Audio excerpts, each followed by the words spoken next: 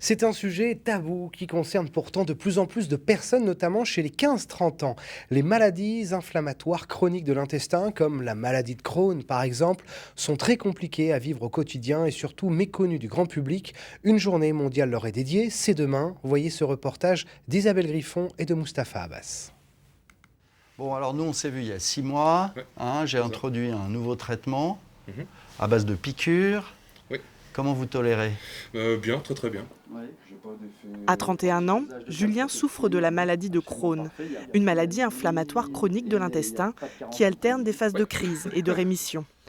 Lors des poussées, les douleurs au ventre sont intenses, les diarrhées fréquentes, ce qui handicape la vie au quotidien. Le fait de devoir aller constamment aux toilettes ou même le fait de vouloir se restreindre finalement aux sorties, préférer rester chez soi parce qu'on est dans notre cocon finalement, parce qu'on sait qu'on a notre sécurité, on a nos toilettes.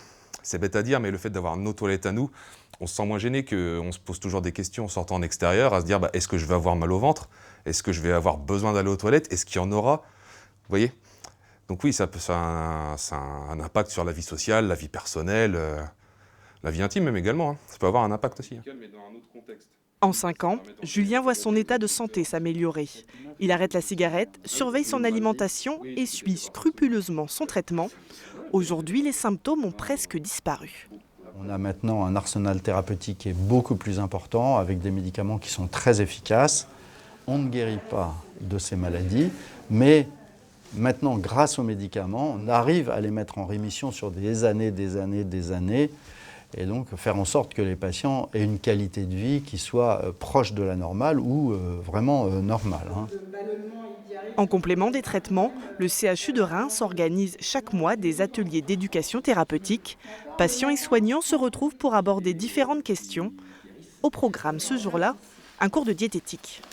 Et on va d'abord commencer par classer ces aliments par catégorie. Donc, la nourriture prend une place prépondérante. Ce qu'il faut retenir, c'est que les aliments ne sont pas à l'origine de poussées et les aliments ne sont pas... il n'y a pas de classe alimentaire à exclure complètement, mais plutôt un équilibre à avoir et finalement un équilibre à avoir de manière individuelle, car chaque patient aura son type d'aliment qui va lui aller ou qui va finalement provoquer de l'inconfort.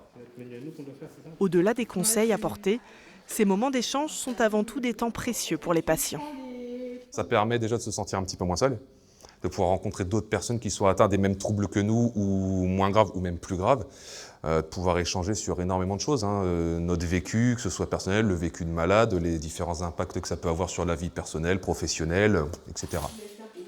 En France, plus de 300 000 personnes sont touchées par ces maladies inflammatoires chroniques de l'intestin. 8 000 nouveaux cas sont diagnostiqués chaque année.